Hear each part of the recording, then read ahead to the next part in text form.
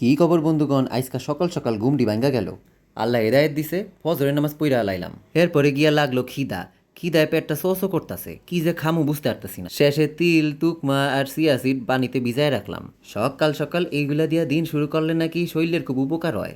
তো যাই হোক, এগুলা ভিজতে থাকুক, ওইদিকে চুলায় গিয়ে আমি কয়টা মিষ্টি আলু সিদ্ধ করবাম।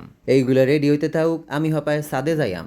সাদে গিয়া কি মনোরম দৃশ্য, হপায় সূর্যটি উঠছে, দেখাই মনটা জুড়াইয়া গেল। এরপরে সব টবের মধ্যে যায় যায় দেখি যে কয়টা নতুন নতুন পাতা হইছে। এইগুলা দেখি তো আমার দিল খুশ হো গিয়া।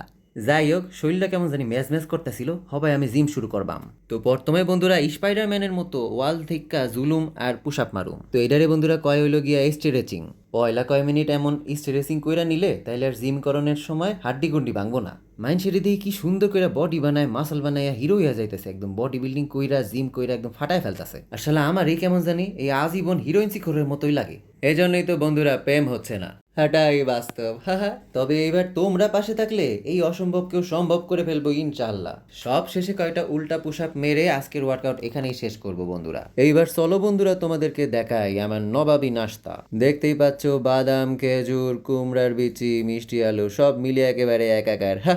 এরপর ভিজিয়ে রাখা ওই তুকমা, ভুসি, চিয়া সিড এগুলো খেলাম। খেতে খেতেই বন্ধুরা শুরু করে দিব আজকের পড়ালেখা, যেহেতু সামনে পরীক্ষা আসতেছে। আর তোমরা যারা আমার মতো সারা বছর পড়ালেখার দ্বারের কাছেও যাও না, তার জন্য এই টিপস ফলো করতে পারো। যেটাই পড়বা পুরা পুরা লিখবা, তাইলে দেখবা একেবারে মুখস্থ হইয়া গেছে গা। তো যাই হোক, একটু বড় লোক বন্ধুদের মতো ল্যাপটপে ঢুকে ঢুকে স্ক্রল করতে করতে পড়ালেখাগুলো করছিলাম। বহুকাল পরে পড়তে বসলে যা হয় আর কি, নিজের হাতের লেখা দীক্ষা নিজেই মাথা ঘুরে যাইতেছে গা। তো বন্ধুরা, আজকে এই ভাঙ্গাচোরা লেখা দিয়েই তোমাদের থেকে বিদায় নিচ্ছি। ভালো থেকো, আল্লাহ হাফেজ। আর লাইক, কমেন্ট, সাবস্ক্রাইব করতে ভুলো না কিন্তু, হা।